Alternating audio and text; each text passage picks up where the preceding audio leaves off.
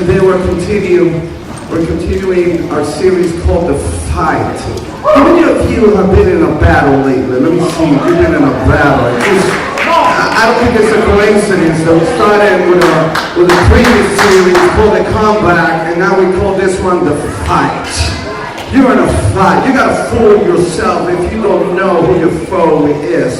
If you don't understand that you're in the middle of a battle. Life is a battle. There is a contest for your soul. There is a striving from two kingdoms, fighting for your soul, fighting for your mind, fighting for your heart, fighting for your children, fighting for the future, fighting for everything that God wants to do in your life. And today, I have a message that came straight from the throne of God, and it's entitled "The Fight for My Future." For my future. God has a future for you, and the enemy will try to do anything to distract you, to derail you, to get you off track to the future that the Lord has for you. And that future is a powerful future. It is an impactful future. It is so big that it has terrified the devil. It has terrified the powers of darkness. They have taken notice that you have been targeted with favor from heaven. You have been targeted with God to do something incredible in your life. How many are ready for your future? God has an incredible future for your life. And I want to give you a context before we read what we are about to read. Israel at this time in the book of Ezekiel chapter 37 had gone through a lot. As a matter of fact, Ezekiel, the prophet who wrote what I'm about to read here in a second, he was held captive. He was carried away from the priesthood in Jerusalem when he was about 30 years old and carried as a slave to the land of Babylon. And it seems like there was no hope. I wonder how many of you have been sensing in your life that you're running low on hope, you're running low on faith, you've been rolling low in expectation and just feeling dry, feeling, so matter of fact, for some of you, very dry. This is the picture that we see here. Now, let me just say this, and I have to say this because I always like to give due to the scripture, to the Bible, that I want to give you the first interpretation here, but in hermeneutics, the art of interpreting the Bible, there's a rule that goes like this. There are only one interpretation, but many applications. One interpretation of the Bible. There's not many interpretations of the Bible, but you can apply to different aspects of your life. So I want to give you the interpretation of what took place here right from the back. And God began to speak to Ezekiel, and he says, I want you to see this panorama in this valley of dry bones. And I want you to look at it because they're very, very dry. He asked them, can these bones come back and live again? Can they come back and live again? The bones here represented Israel. They have been scattered. They have been held captive. And God says in so many words, I'm going to bring it back all together, and my people should come back together, and they shall be one again, and I'm going to do a work in them. That's the primary interpretation. But now what I saw here is a pattern on how God works, how what God does, and what He expects us to do if we are to align ourselves with His future. It's a pattern that you see over and over again. Let's go to Ezekiel 37 verse 1. And it says, the hand of the Lord was on me. He brought me out by the Spirit of the Lord, and He set me in the middle of a valley. It was full of bones. He led me back and forth among them, and I saw a great many bones on the floor of the valley, bones that were very dry. He asked me, son of man, can these bones live? I said, sovereign Lord, you alone knows. That's a good answer. He's asking, hey, can these bones come back again? And he says, God, you know. Here's the first thing that I believe that you need to do if you are going to be able to fight for your future, and that is, you got to believe God for a better future. You have to believe God for a better future. God wanted a better future for his people right here in the book of Ezekiel. He did not want them scattered. He didn't want them to be shattered. He didn't want them to be disconnected. They were disconnected to what God had for them. And it was symbolized in the bones. The bones were separated. It's not like you saw a cadaver. The bones were scattered all over. It seems like there was no logic to the way that the bones were put together. They were scattered all over the world, all over the place. And I wonder how many of you have become detached, just like these bones were detached from one another. I wonder how many of you have become detached to a hope of a better future. And so many times in life, we say, you know what, whatever happens, happens. And I'm just tired of fighting. I'm tired of struggling. I just give up. And God, if you want to take me right now, take me right now. We just start feeling hopeless. We start talking, to be honest with you, nonsense. We start declaring things that are not good for us and for our family and for our church. And we start feeling disconnected. And what happens is, and I want you to catch this, the reason why this happens is because we get trapped and we get stuck in a loop of lies. It's a loop of lies. Have you ever I have gotten stuck in a loop of lies. You get stuck in that loop of lies and it just keeps playing again and playing again. As a matter of fact, it becomes even more creative. As you begin to repeat those words, I'm no good, I can't accomplish anything, I'm not like somebody else, or the blessing is for somebody else, God's purpose is for somebody else, God can't use me this way, I don't have the abilities, I don't have the capacity, I don't have the competency, I have a terrible husband, I have a terrible wife, my kids drive me crazy, and we start talking things, we start saying my job, I'll never get out of this situation in my job, I will always get stuck where I am right now. But I'm here to tell you that the devil is a liar. He's not the one who determines your future. God is the one who determines your future. Is anybody glad like I am here this morning? That we have a God of time. We have a God that already knows what's going to happen. He already knows. Turn to your neighbors and say, neighbor. He already knows. Turn to the other neighbor and say, neighbor. You look good today. You look like you lost some weight. Yeah, I feel like preaching today. Let me ask you a question. Do you believe what you see, or do you believe what God already knows? I have chosen to believe what God already knows. I'm not going to get cut out in what I see and what I don't see. I'm going to get all hooked up, all connected to what God already knows. And if God knows it, that's all that I need to know. God already knows my path. He already knows my present. He already knows what's going to happen 10 minutes from now.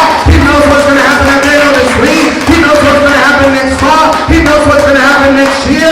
God knows what's going to happen decades from now. And I can trust in a God who is faithful and into his people because he already knows. Can somebody thank God right about now? You don't have time of 5 seconds. Praise him and say thank you, God. See, the loop of lies always start what we can only do. The loop of faith actually always begins with what God will do. See, faith, watch this. This is going to shock some of you. Faith is not believing that God can. Faith is believing that God will. The devil knows that God can, and he has no faith. The question is, do you believe that God will do it? That God will do it. Turn to your neighbor and say, neighbor, he's going to do it. God is going to do it, beloveds. Here's the second thing I want us to go. So not only do you need to believe God for a better future, because he certainly believed God for a better future for his people, just like he did then and he does now. But also we find in Ezekiel 37 verse 4 to 6, the second thing that we need to do. if we're going to fight for our future. And he said to me, prophesy to these bones and say to them, dry bones, hear the word of the Lord. This is what the sovereign Lord says to these bones. I will make breathe and breath enter you, and you will come to life. And I will attach the tendons to you, and I will make flesh come upon you and cover you with skin. And I will put breath in you, and you will come to life. Then you will know that I am the Lord. So I prophesy as I was commanded. Verse 10, so I prophesy as he commanded me. Here's the second thing you need to do. And that is, if you're going to fight for your future, you need to speak life. You need to speak life. The days of you speaking negativity and doubt and death into situation.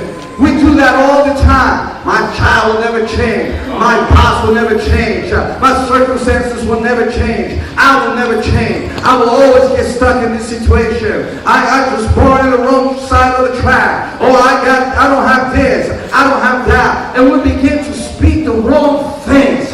I'm amazed how many negative people live in New York City. I'm amazed. That's why, you know what?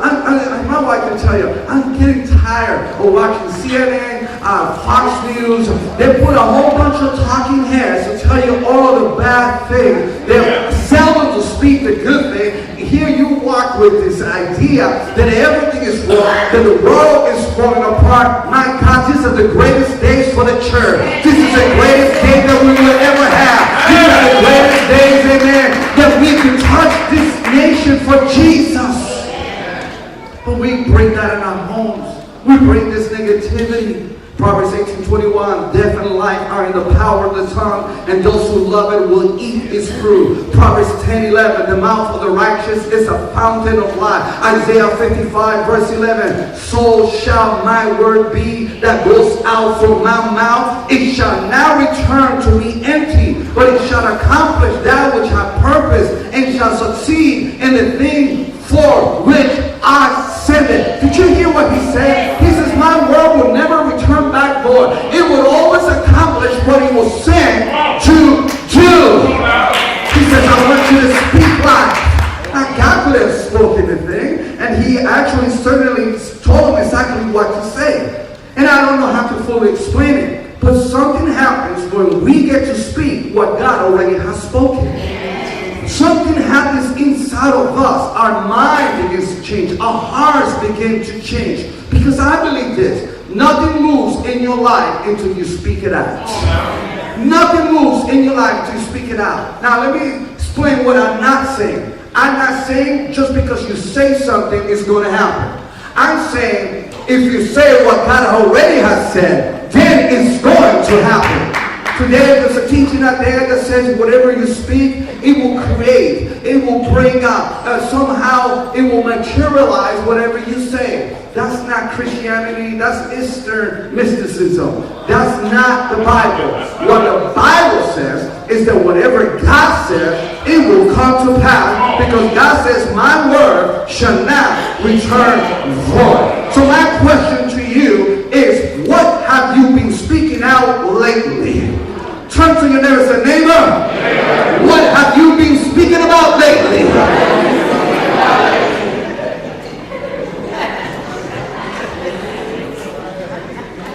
So not only do we need to believe God for a better future, but we need to speak life.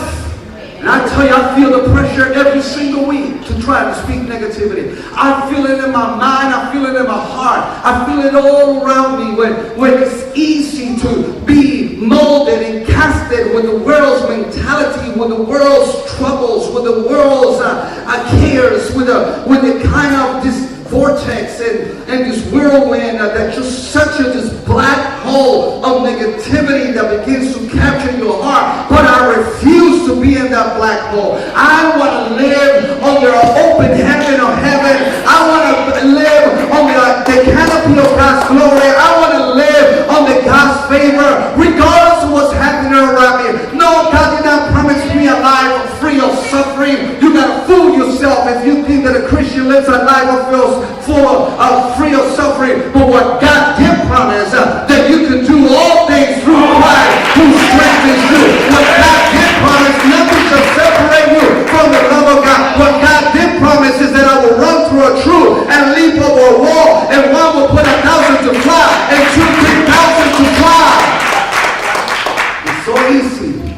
So easy.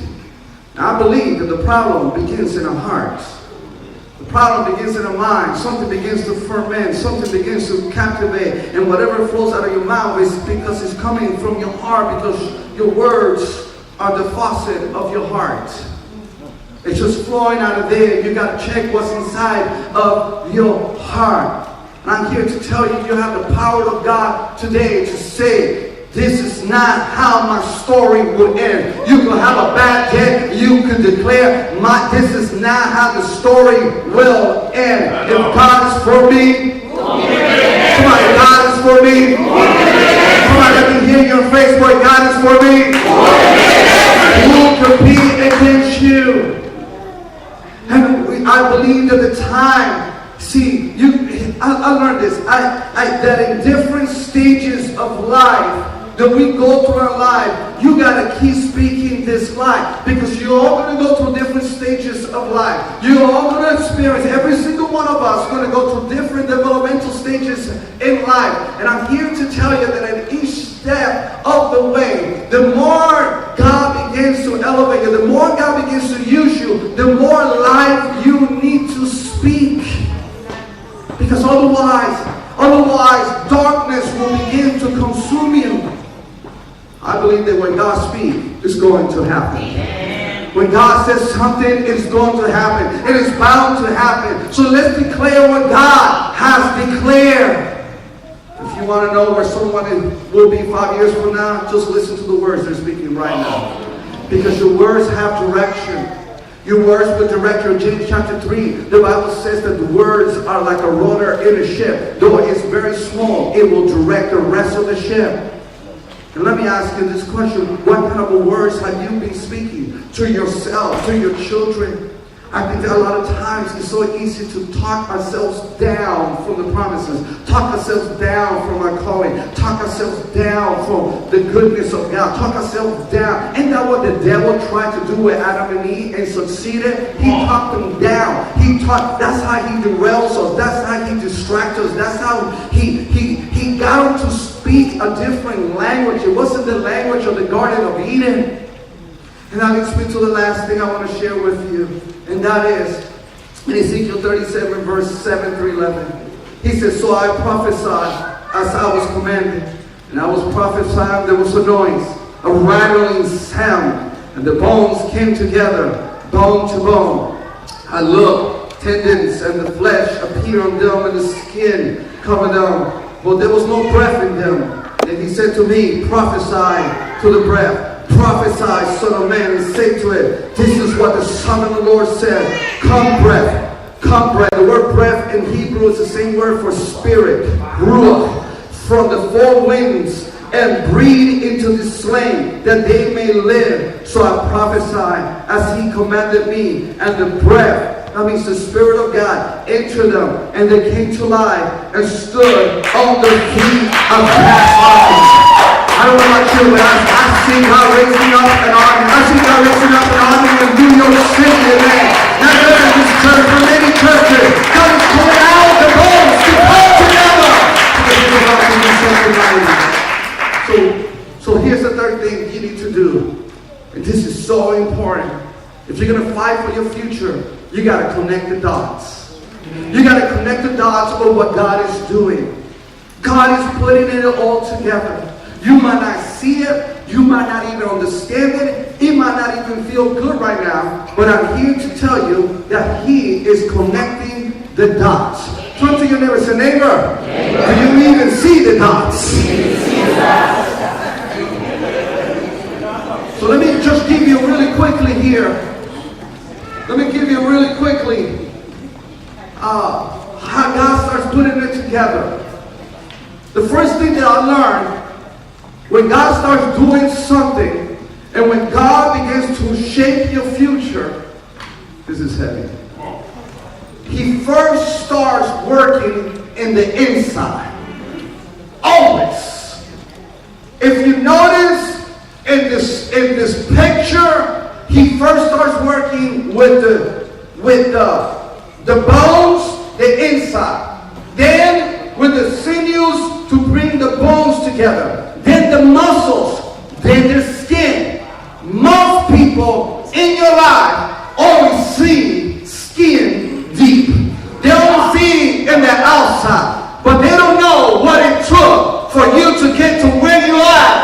from what God was doing. Come on, somebody. That's what I'm thinking. I hope somebody's listening to what I'm saying. God is working in the inside. He's working in the inside. When God begins to work in the inside, you'll begin to hear some noise. You will begin to hear sound. You will begin to hear a rattling. You will begin to sense something is happening. And it might even scare you. It might even catch you by surprise. But God always works in the inside. As a matter of fact, if you look at when somebody begins to decompose, it is the total opposite, because when you begin to decompose, it's from the outside to the inside. But when God begins to do something in your life, He begins to work in the inside. He begins to work in your character. He begins to work in your heart life. He begins to deal with your heart, with your bitterness, with your resentfulness, with your jealousy, with your envy, with your greediness, with your doubts, with your disbelief. He begins to work inside, because whatever's in the inside is going to support what people will see in the outside. Your public life will only be as strong as your private life. And so people need to understand today, more than ever, because of all the things that we go through in life, that if we're going to have a future that God has for us, that we have to start working in the inside, and start saying to the Lord, God, you do whatever you need to do on the inside, so I could be spiritually healthy, so I could be sound, so my bones will be strong, so everything that needs to be connected in my life will be connected, so I could have all the things that need to be taking place in my inside, so I could hold whatever you're going to put on. How many know that God is about to put on something in you? Praise be to God. So you gotta have life inside of you. Jesus said in John 10:10, I came to give you life, and life more abundantly. That's the life that God wants us to live. He wants to live it in the overflow. He wants us to be, and you know what I'm fighting right now? Let me tell you what I'm fighting with some of you here this morning. Is this gas mentality. Is this mentality that is only here. It's only, and you said, I'm only going to function here. And God says, no, I have a better way of thinking. I have a better way of you feeling. I have a better way of you functioning. I have a better way of relating. I have a better way. And I need to change this. I need to change this to that so you can get that. You will never see that until you start dealing with this so you can get here. So let me ask you the big question. This is a big question. Watch this. I want everybody to listen right now. What is holding you together? That is the question. What is holding you together? God says, I'm going to bring the bones together, put the sinew. I'm going to put things to hold you together. The world doesn't have anything to hold them together. You can look at millionaires and famous people. People look up to them. Then I look at somebody I grew up with, not with relationally, but grew up watching, Michael Jackson. Tend to go to sleep. You have to take a little white liquid to go to sleep. Nobody has time to go to sleep.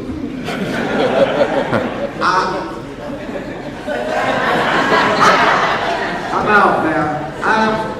When it's time to go, my wife can tell you, I'm out. I ain't gonna worry. He said, well, Pastor, why did something happen? If the wall blows up, I slept well. That's what happened.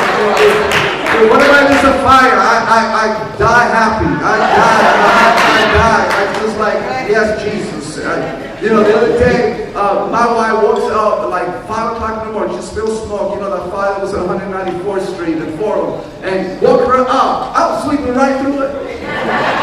She goes, I smell something. And I got up, looked around, didn't see anything. I went back to sleep. I'm like, I ain't gonna worry. You look at Prince. These are guys that have all the money in the world to go anywhere they wanted to go.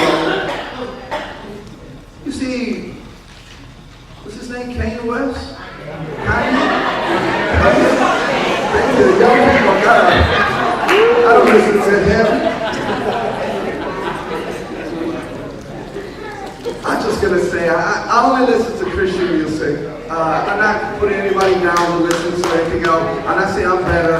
I just got enough struggles in my life to listen to anybody else's message. I need a message from heaven. Amen. I've never played music you get better now. You put some K-Love, you put some Pandora, you put some, good music, amen, and just begins to elevate and worship. Something happens when you begin to worship. Somebody here in this house needs to start beginning to worship. It's time for you to get your song back. Have you lost your song? The book of Psalms says we were just playing this depressed songs. It says there, and how can we sing the songs of Zion? But then you go to the next song, and it says, sadness may last for a night, but joy cometh in the morning. I believe it's morning time. I believe there's a time for new seasons for your life. What's holding you together? Here's a bigger question. What's at your core? What's at your core? What are your core values in your life? What are the core values that are holding you together?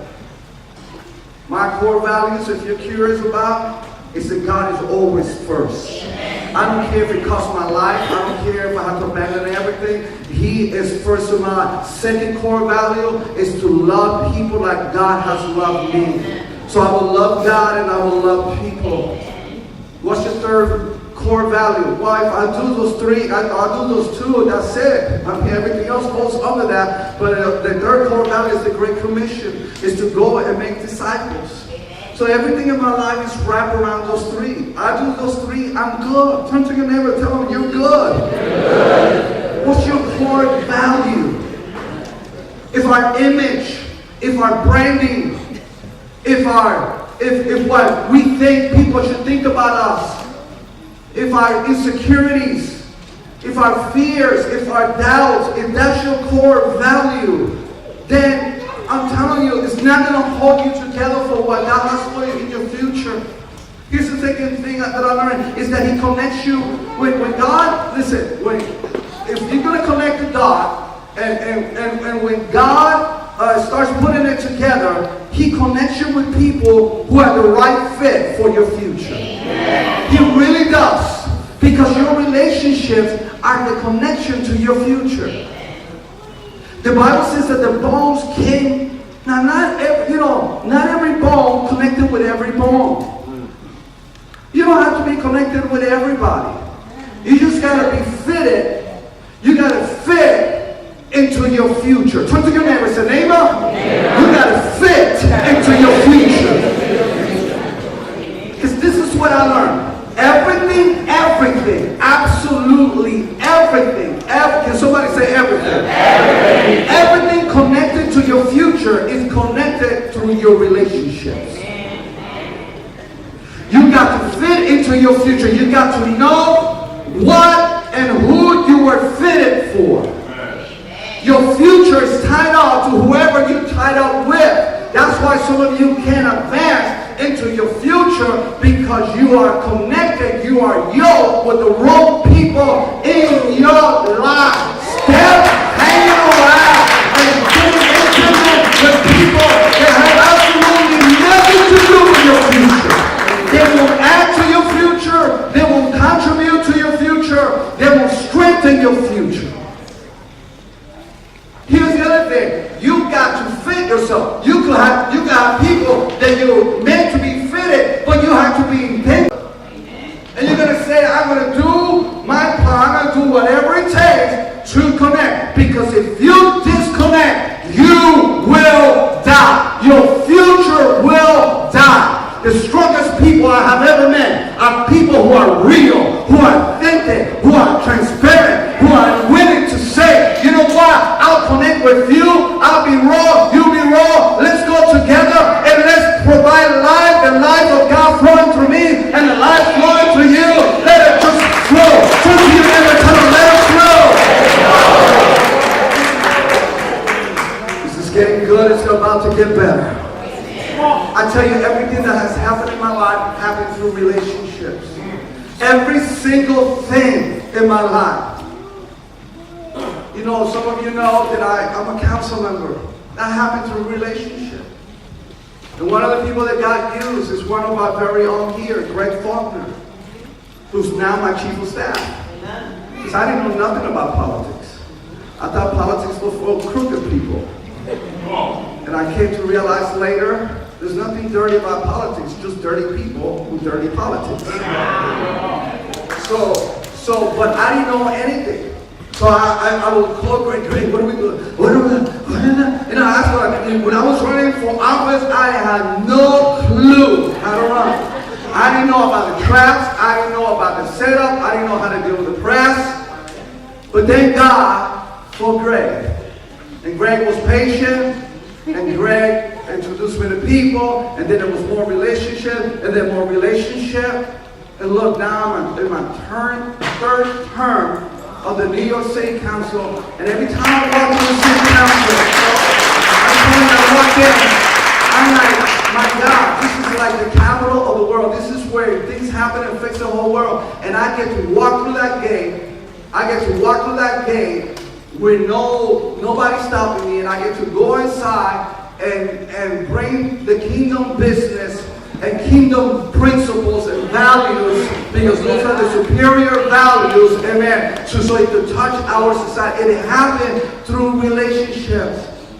Same thing happened in this church with me getting over here with my pastor, Victor Torres. God put him in my life. I was in California. Nobody wanted to touch me. I was young. I didn't know anybody. I wanted to come here to New York. I could have done work in California. There was plenty of things to do, but I didn't want to.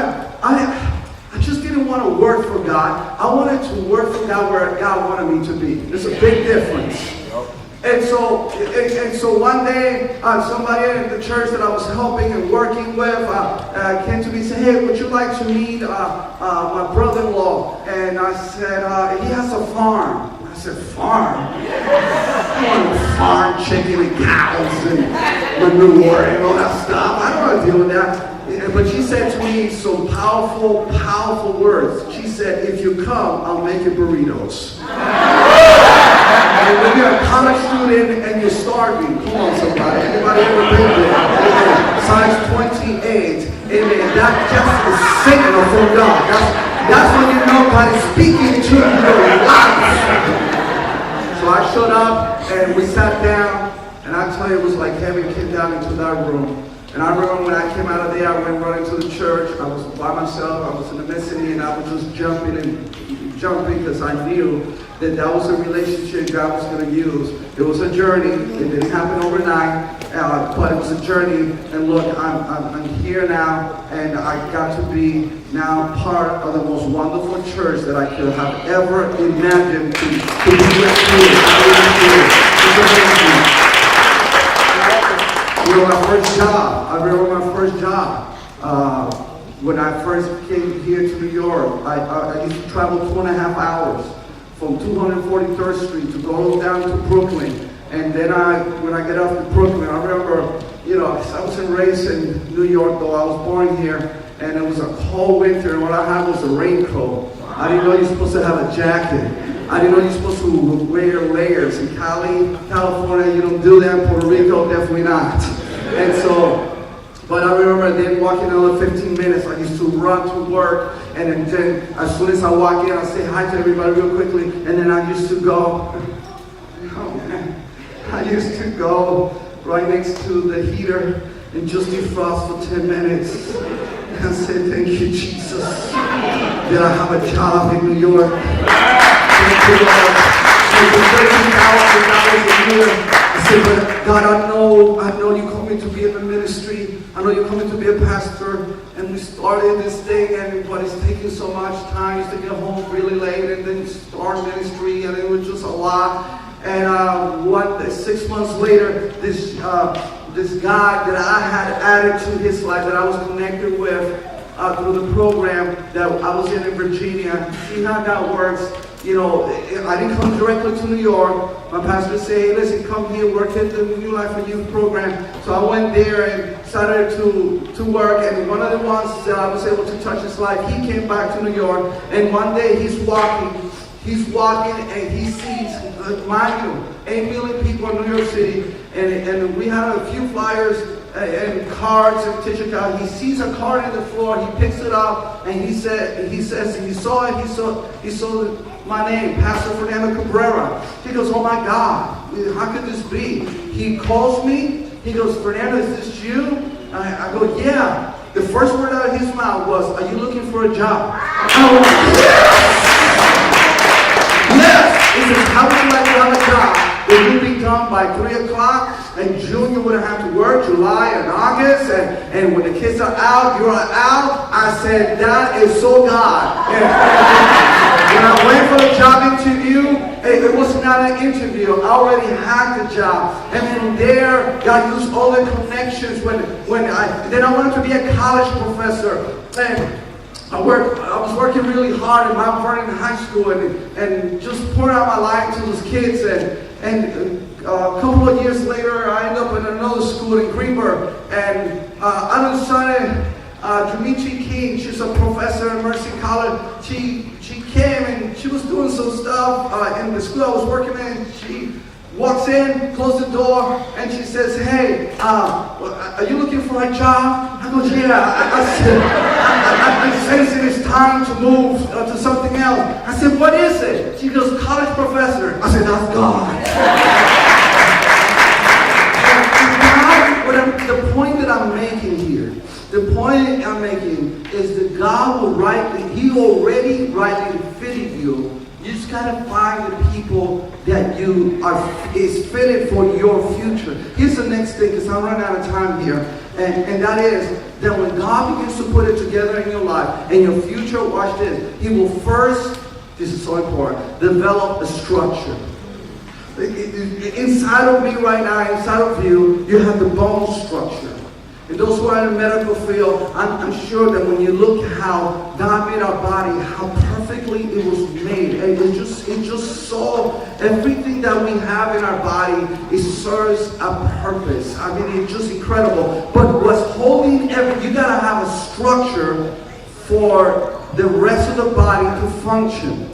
And so the miracle of all this is that the bones were scattered all over the place. God begins to bring it together to bring a structure. I learned that when God wants to do something for your future, He begins first, watch this, with a framework. When God began to deal with our church about our future 4 years ago, and we had a model how we did church before, and those who were here, you remember the model that we used before. But I was sensing, like we hit the ceiling here, and I remember saying, we need something different. A friend of mine had not spoken in 10 years, again, through relationship, calls me and said, Fernando, you got to check this out, and I'm looking for churches that are diverse to get this. And so I went to 2 conferences, and the second conference, I remember sitting there. I'll be honest with you, I was scared because I knew the other model, the other structure very well. For a day and a half, I'm just going over this mental shift that I had to make. But I realized that the structure of whatever God wants to do, and I'm going somewhere with this church, and whatever God wants to do, and when God wants to do something in your life, He begins to either begin to change the structure you're working with, or He'll give you a brand new framework. A brand new framework. And I tell you, we changed it. It took us about 2 or 3 months to put it together. And then the church started to grow healthy. It's been 4 years. And I tell you, this is the best I have ever seen at church. Come on, give yourself a round of applause. If you got I'm going to do this thing. But the problem that I see with some people is this, watch this, is that, let me personalize this, is that you're all over the place. You want to do this, then you want to do that, then you want to do that, you want to do this, and you want to do that, and you want to do this. I'm not going to give the movie away, but somebody told me earlier, so how many of you seen Infinity Wars, the movie, okay? So let me tell you the end right now.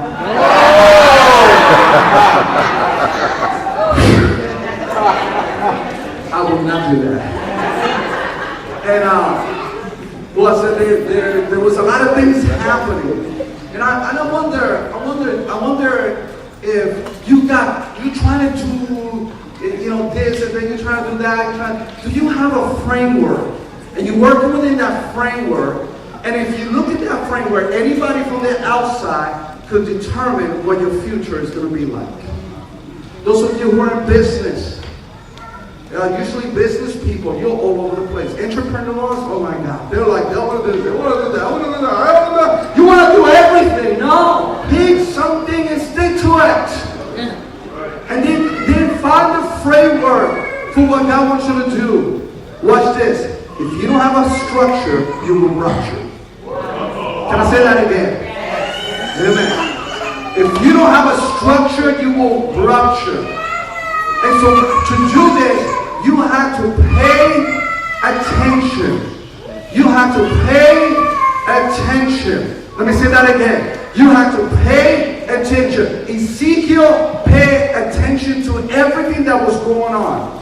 He noticed the sound. He noticed the noise. He noticed the movement. He noticed the bone. He noticed the sinew. He noticed the skin. He noticed that it was very dry. He was paying attention. Are you paying attention to what God is trying to tell you so you can understand the structure that He has for your life? I'm going to close with this. If God begins to put it together, He begins to work in stages. Everything that you see in this story, everything you see in this picture in the valley of the dry bones, and maybe you're in the valley of the dry bones right now, spiritually, emotionally, relationally, maybe even physically. I learned that when God wants to do something in your life, He does it through stages. I remember when I first got here to New York, I thought, my God, I want a church of 1,000 people. I look back and I thank God 1,000,000 times He didn't give us 1,000,000 people because I would have had a heart attack. A church of 1,000 people is a church of 1,000. A church of 1,000 people is a church of 1,000,000 problems. I thank God He didn't do that. What? Because God knew He needed to stir the bones. He needed to assemble the bones. He needed to put the sinew and the flesh on the bones. And so when God works in your life, He doesn't install me. I'm telling you this because some of you're in a hurry. You're in a hurry about your future. Stop being in a hurry about your future and live in the now. Enjoy the now. Enjoy the relationships now. Enjoy and smell. Turn to your neighbor and tell a neighbor. Smell the flowers. I know there's not a lot of flowers in the Bronx.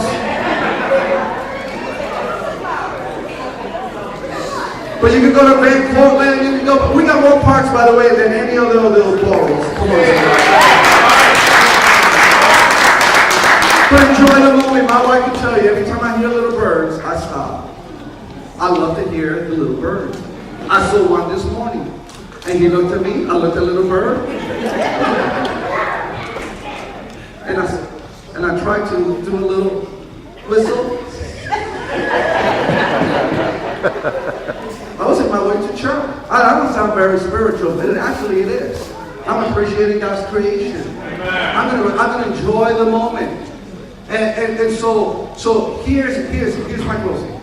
God works on moments, and He works by movements. So God begins to work in your moment right now. And then if you allow Him to work in that moment, then you start seeing the movement. I wonder if you put in the brakes on God on that moment. Because you said you made some false vows. You have made dangerous vows. I could never, the nerve, the this, the that.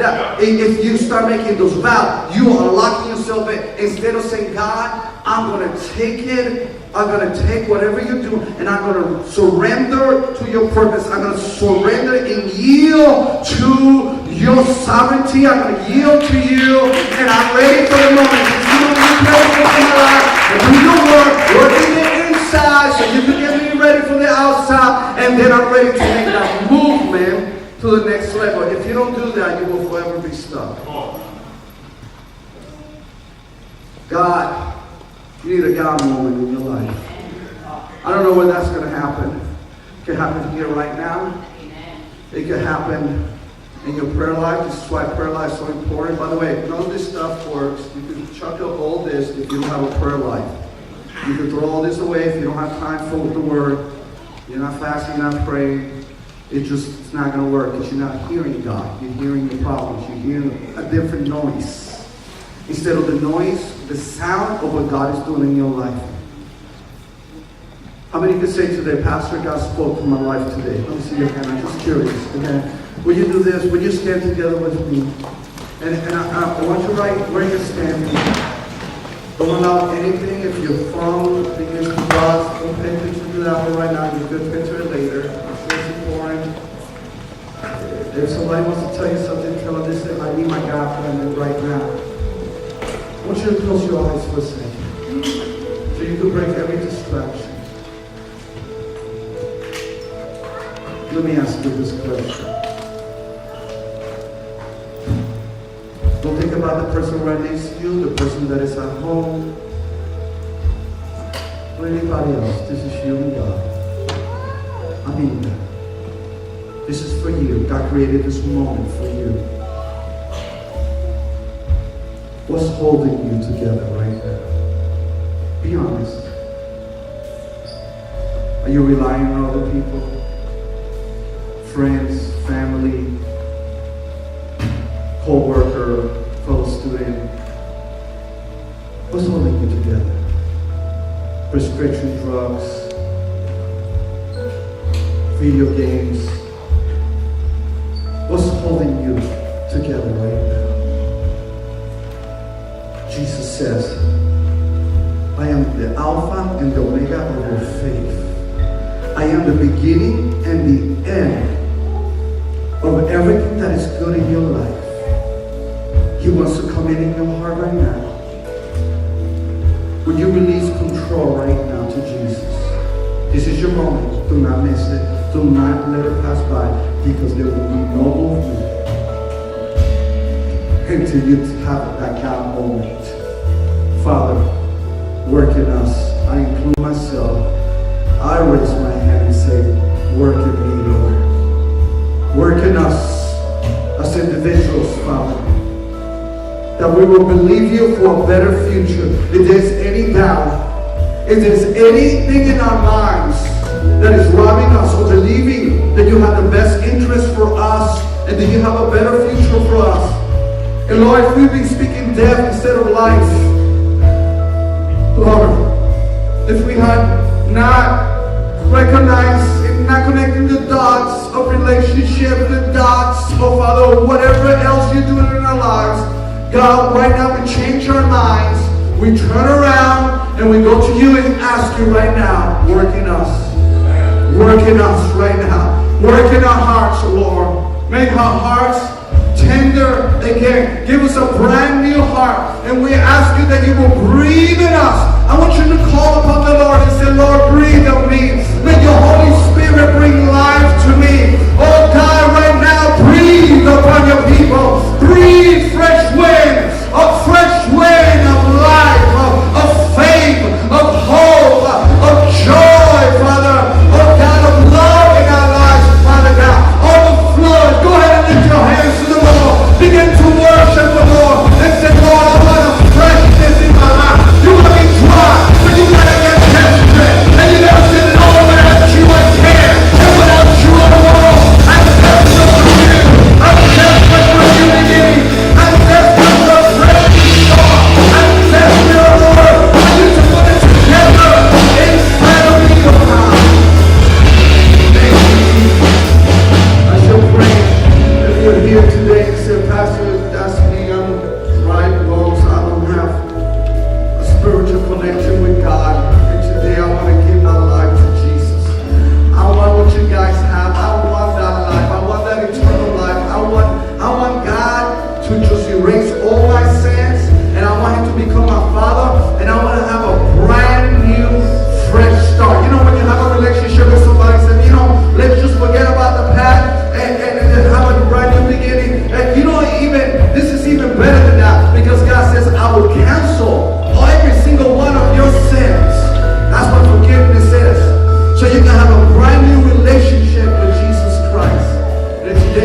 become God's child, his son, his daughter, I want to invite you to pray this prayer. Let it come from the bottom of your heart, and let it touch whatever emptiness you have in your heart, and let him fill you with his presence, because he said, I will be with you, not just with you, but in you.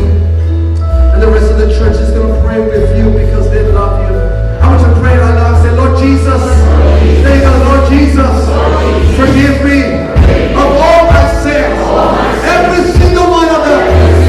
Cleanse me, wash me, fill me, and change me. I receive you as my King, my Lord, and Savior. In Jesus' name, let's just say,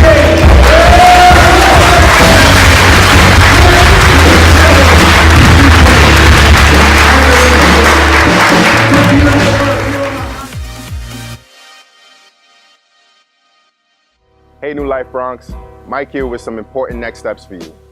I want to welcome everyone and say thank you for starting off your week with us. I also want to extend a special welcome to anyone here for the first, second, or even third time. We are so excited you are here. This is a place where real relationships happen and a place where real relationships absolutely matter. So feel at home. I want to first tell everyone about Growth Track. Here at New Life, we are passionate about seeing people take steps that move them closer to Jesus. Growth Track events were designed to help everyone do just that. It kickstarts your spiritual growth by providing you a clear process that will help you know God, find freedom, discover your purpose, and empower you to make a difference. Today we'll be hosting Step 4. In Step 4 is where we tell you about the Dream Team. The Dream Team is made up of ordinary people like you and me, who use their individual gifts together to serve and make a difference in the lives of people like you and me. Dream Teamers make Sundays here at New Life happen. Today in Step 4, you'll receive detailed information about Dream Team ministry teams.